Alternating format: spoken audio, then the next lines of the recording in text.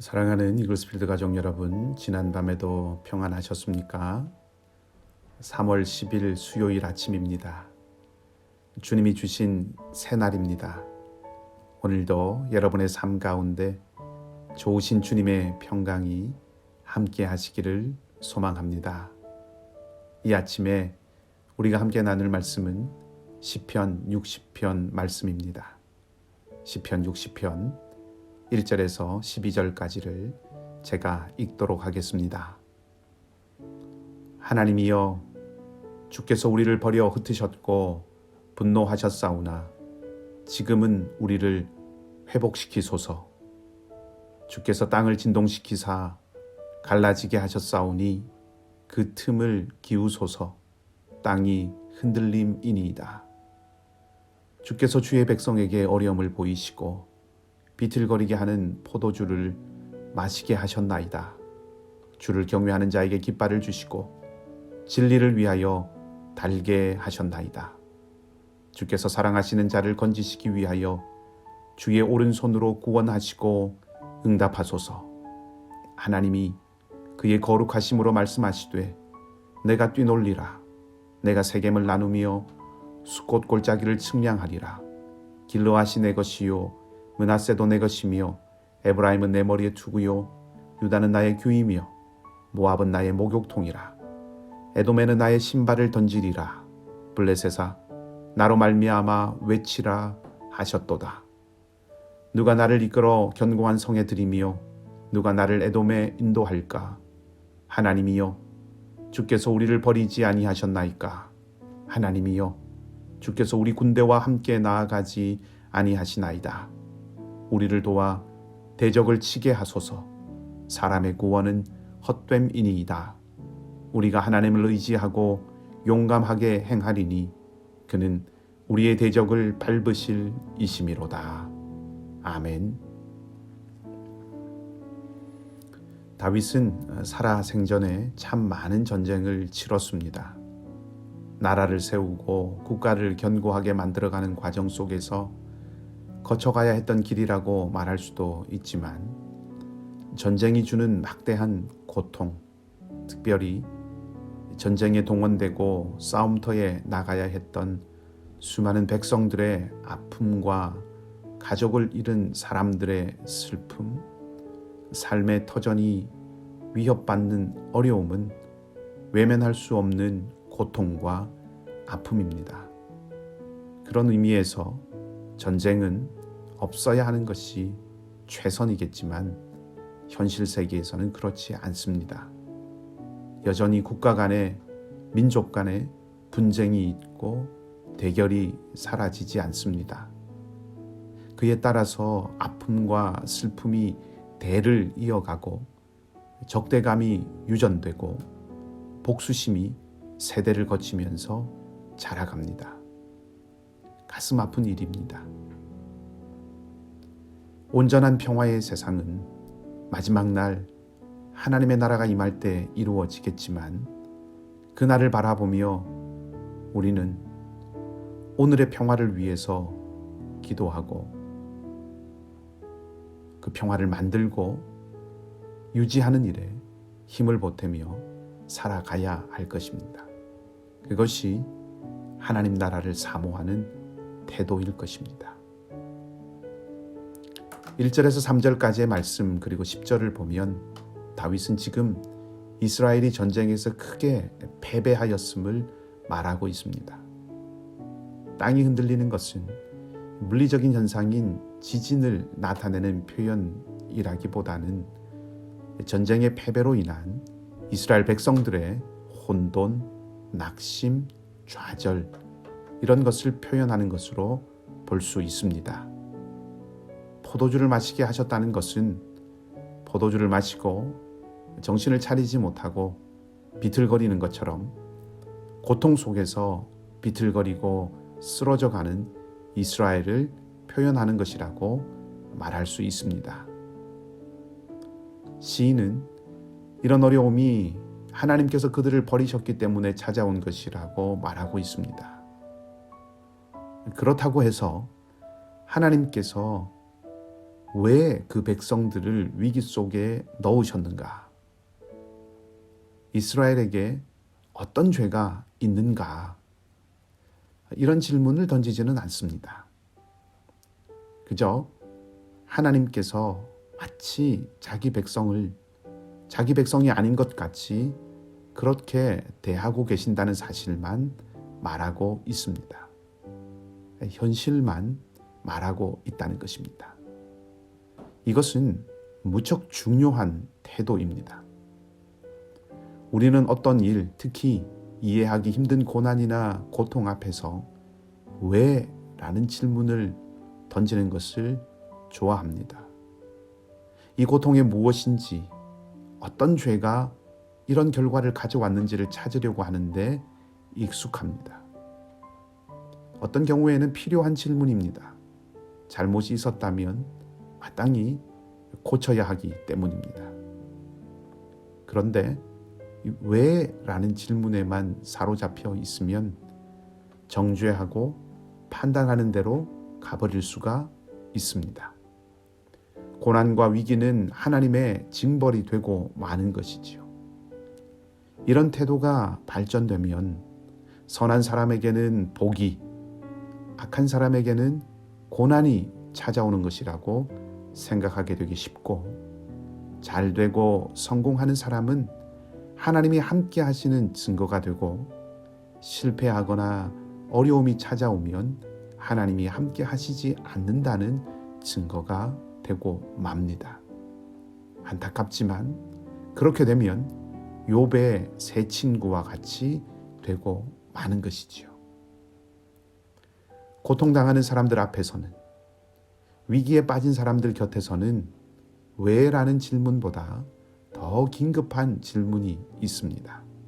그것은 어떻게? 라는 질문입니다. 내가 어떻게 도와줄 수 있을까? 그가 어떻게 하면 일어설 수 있을까? 우리가 어떻게 이 일을 다루어야 하는가? 하는 이런 질문들입니다. 거기서 위로가 싹 트고, 용기가 싹 트고, 겸손이 싹 트고, 참된 회개와 회복이 싹 트고, 앞으로 가야 할 길이 보이게 됩니다. 어떻게? 라고 하는 질문이 앞서야 왜? 라고 하는 질문이 건강하게 따라올 수 있다는 것입니다. 오늘 시인도 그런 의미에서 앞에서 말씀드렸던 것처럼 전쟁에서 지게 되어 당하게 된 이런 어려움에 있는, 말하자면 현실을 그대로 말하면서 진정한 도움, 온전한 구원이 누구에게로부터 오는지를 보게 합니다. 1절은 이렇게 요청합니다. 하나님이여 우리를 회복시키소서. 5절은 말하고 있습니다. 주께서 사랑하시는 자를 건지시기 위하여 주의 오른손으로 구원하시고 응답하소서. 11절 우리를 도와 대적을 치게 하소서. 사람의 구원은 헛됨이니이다. 비록 하나님께서 이스라엘을 마치 하나님의 백성이 아닌 듯 대하시지만 여전히 이스라엘이 의지하고 바라보아야 할 분은 하나님밖에 없다는 것을 다시 말하는 것이지요. 이것이 무엇을 말해주는 것입니까? 시인은 이스라엘이 여전히 하나님의 사랑받는 자, 하나님과 언약을 맺은 자라는 사실을 잊지 않아야 한다고 말하는 것입니다. 지금 이들이 당한 현실은 마치 하나님께 버림받은 것 같고 하나님의 진노 아래에 있어서 포도주를 마시고 넘어지고 다시 일어설 수 없을 것 같은 상황이지만, 그래도 우리는 여전히 하나님의 사랑을 받는 자라는 것을 잊지 않고 그 사랑에 호소해야 한다는 것입니다. 뻔뻔해 보이고 일방적인 생각이라고도 볼 수 있겠지만, 한 가지 분명한 것은 그래도 믿고 의지하고 소망할 수 있는 대상은 하나님과 하나님의 사랑밖에 없다라고 하는 이 생각을 품고 있는 것은 분명합니다. 이 태도가 중요합니다. 관계가 깨어지지 않기 위해서는 꼭 필요한 태도지요. 사랑하는 두 사람이 서로 오해할 일도 생기고 한쪽이 잘못을 범하는 경우도 생깁니다. 상처도 받고 위기도 닥치지요. 그러나 두 사람이 서로의 사랑에 대해서 의심하지 않는다면 관계는 다시 회복될 수 있습니다. 물론 잘못을 고치고 사랑에 합당한 태도가 뒤따라야 하겠지요. 그것은 당연합니다. 그러나 근본적인 것은 사랑하고 있고 사랑받고 있다고 하는 바로 이 사실입니다. 이것이 흔들리지 않아야 합니다. 그래야 태도와 말을 고칠 수 있고 관계가 회복될 수 있고 지속될 수 있습니다. 만일 사랑하고 있고 사랑받고 있다고 하는 이 사실, 이것에 대한 믿음이 흔들리면 그 관계는 깨질 수 있습니다. 이런 맥락에서 시인은 위기 속에 있지만 다시 하나님의 사랑에만 소망을 둘 수 있다고 말하는 것입니다. 4절은 이렇게 말합니다. 주를 경외하는 자에게 깃발을 주시고 진리를 위하여 달게 하셨나이다. 시인은 오직 하나님만이 당신을 경외하는 자에게 구원을 주신다는 이 사실이 조상 때로부터 내려오는 진리라고 말하고 있습니다. 그리고 이 진리의 깃발을 높이 달아서 모두 함께 보자고 말합니다. 그것이 승리의 길이기 때문입니다. 지금은 패배했지만, 그래서 하나님께서 마치 우리를 버리신 것 같아 보일지 모르지만 우리는 하나님의 사랑받는 자들이다. 하나님이 우리를 사랑하신다는 그 사실은 여전히 변함없다. 당신을 의지하는 자에게 승리를 주시는 것은 조상적부터 우리가 듣고 보고 알아온 변함없는 사실이다.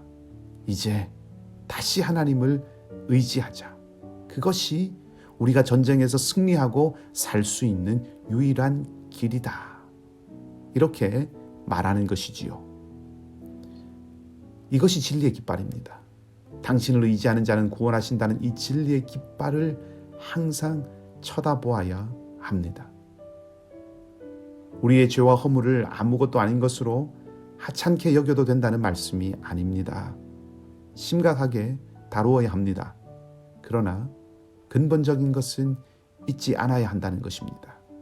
죄와 허물과 약한 우리의 마음과 험악한 환경과 어두운 세상을 바라보면 절망이 찾아올 수밖에 없고 그 파도에 삼켜지기 쉽습니다. 그러나 눈을 들어 진리의 깃발, 당신을 의지하는 자는 구원하신다고 하는 그 진리의 깃발을 바라보면 다시 일어설 수 있습니다. 용기를 얻을 수 있습니다. 오늘 시인 다윗은 12절과 같이 이제 이 패배에 압도당하지 않고 전능하신 하나님을 의지함으로 다시금 승리할 수 있다는 그 확신을 표현합니다. 그리고 그 결과가 무엇입니까? 시편 60편의 표제를 보면 다윗이 아람과 싸우는 중에 요압이 돌아와서 에돔을 격파했다고 말합니다. 이 시는 승리하고 난 이후에 지은 시가 아니겠지요. 아마 그랬다면 내용이 조금 달랐을 것입니다. 이 시는 패색이 짙은 그런 어려운 전쟁 상황 중에서 용기를 얻기 위해서 지은 시일 것입니다.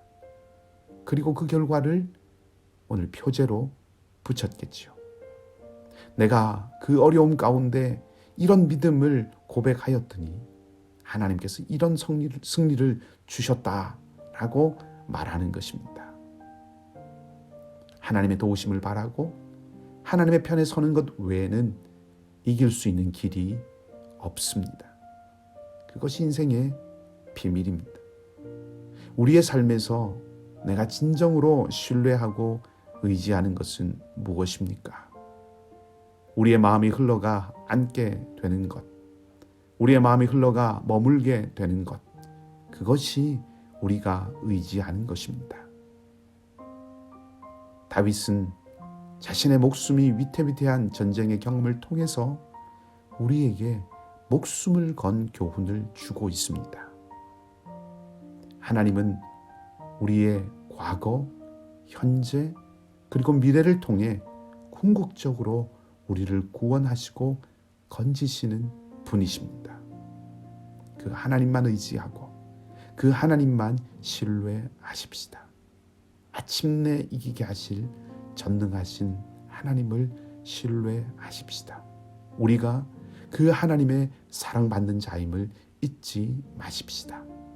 그 믿음으로 오늘도 승리하며 살아가는 여러분 모두의 삶이 되시기를 주님의 이름으로 축복합니다.